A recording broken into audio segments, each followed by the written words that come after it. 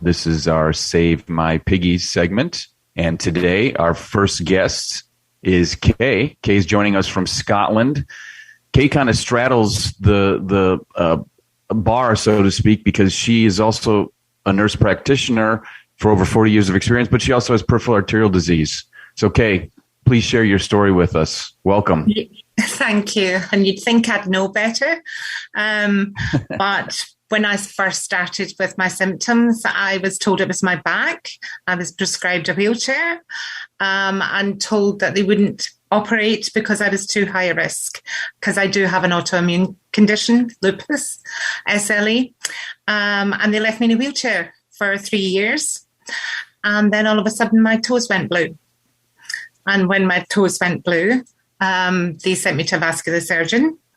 I seen the vascular surgeon. He said it was my iliacs after some scans and ultrasound, etc. They took me down to theatre. And when I was on the table, they discovered that indeed it was my iliacs, but unfortunately it was also my aorta. And this particular vascular surgeon was not allowed to operate on aortas. And because of my other comorbidities, he basically marked me as palliative, sent for my husband, and told my husband to take me home. Right. Your iliac arteries, your aorta, they actually had restricted blood flow due to plaque buildup, correct? Yes. 100%. I was about 85 on one aorta. I mean, they never even put a wire through it, nothing. They just marked me as palliative and told my husband to take me home. So they pumped in the contrast fluid, which they do for better imaging to allow the doctors to see the arteries in clearer form. And they never even bothered to test to see that what they saw was something that they could maybe take a little time, chisel a little bit and poke through. No, absolutely not. I was woken up, brought round. I thought I had my stents and I thought I was all sorted. And then I was told that my husband was on his way, didn't understand why.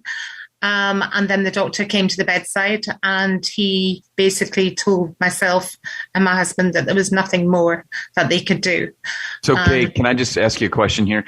At that point, when you hear that news, you, I think, can either say, all right, you kind of crawl into the cave and, all right, I guess I am palliative, or you take up the charge on your own. Obviously, you took up the charge on your own. Share a little bit of that thought process with us, if you don't mind.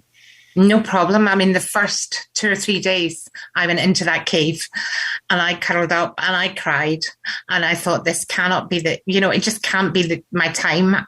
And then I crawled out the cave and I started to think, I need help. I need to find an answer. And I went online and I found the way to my heart. And I sat quietly and I watched a lot of the posts. And I watched a lot of what the doctors online in the Way to My Heart were saying. And I suddenly thought, this isn't the end. I need to fight this. And mentally, the Way to My Heart supported me. They got me out of that black cave. And then they got me ready to start fighting. And I did start to fight again.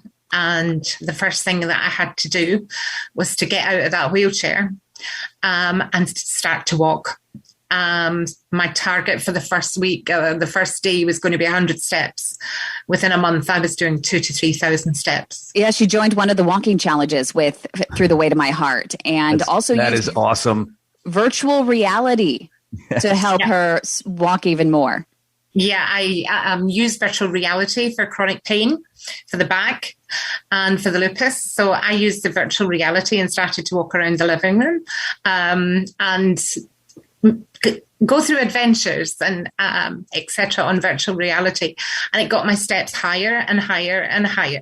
Kay, can I ask another question? Is it fair to say, and I'm not going to put words in your mouth, but did you just Google P.A.D. and help, or you obviously got to the Way to My Heart? If it wasn't for the Way to My Heart and what that website and that social network has, would you have just stayed in the cave and stayed in the wheelchair, you think? To be honest with you, I think I probably would. I mean, my ABI was 0.21 on the left and 0.28 on the right. That's really low. immediately. Just for our listeners know that a normal ABI is 1. So anything less than 0.4 is severe disease. Yeah. So I was in critical limb ischemia by the time they found it. And I would have crawled into that cave if it wasn't for the advice and the support that I was given, not just by Kim and some of the doctors that said, no, you have to fight this, but also from the fellow warriors on that site who basically said, no, you're worth more than this. You need to keep fighting, etc. And they gave me the impetus to start fighting. So I actually paid for a CT scan. And I presented the CT scan to a specialist and asked this specialist, who I discovered was the only specialist in Scotland, if he would consider my case. And after about 4 or 5 different video consultations, because we were in the middle of COVID, he agreed that he would take the risk. And this is really important. He had the same title as every other doctor. He was a vascular surgeon, yes. They all say that they are P.A.D specialists, but Kay, what was that special criteria that you used to determine that he was different? I learned through the way to my heart which questions to ask. And I asked, will you make an attempt to stent rather? Because I was told my chance of a bypass surviving it was 20%. So it had to be an endovascular procedure. So I started to ask his endovascular skills and what he would do in circumstances, etc. And I was really happy with the answers that I received.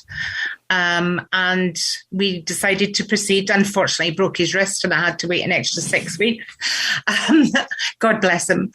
But after 19 months and exactly 11 days, with the way to my heart by my side, till they took my phone off me and put me to sleep because I had to have a general anaesthetic.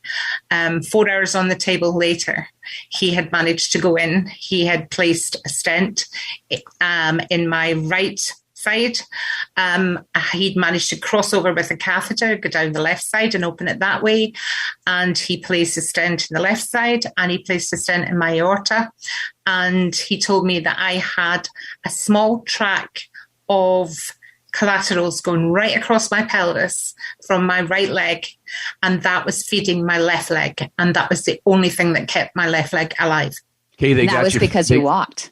Yep. Yeah. And they got you fixed up, Kay. What 100%. What do you say to someone who's listening right now who has crawled into that cave and feels like there's nothing that can be done for them? Motivate them for us. 100% peek out of that cave. Look for the light. Go onto the internet. Find the way to my heart. Find Save My Piggies. Don't give up. Don't ever give up because everybody deserves a better quality of life. And when one doctor says, no, you're not going to make it, that's not good enough. Go for the second opinion, go for the third, but never stop fighting because less than 4 weeks after my operation, I danced with my husband for the first time in 5 years. And I did 9,000 steps that day. Wow. That's incredible. And now what's really amazing is, what was the surprise thing that I finally learned about you, Kay? After we went through it all, I did actually say that I was a nurse practitioner in wound care and that I had a background in cardiovascular surgery and working in the theatres. And now she has helped thousands of patients through the Way to My Heart prevent their own amputations as well. Really incredible story. Any final thoughts? The only thing I would say is 100% I'm paying it forward. And I will always pay it forward with the Way to My Heart because they saved my life. Thank you so much, Nurse Practitioner Kay Smith. 19 months in critical limb ischemia, the pain she must have been in, but she persevered. Patient testimonials are not claimed to represent typical results or guarantee that anyone will achieve the same or similar results. This series is for educational purposes only, and any advice offered is not a substitute for medical advice from your own supervising physician. Do not act on any information provided in this series without explicit consent from your own healthcare team. For more information on vascular diseases, go to www.thewaytomyheart.org.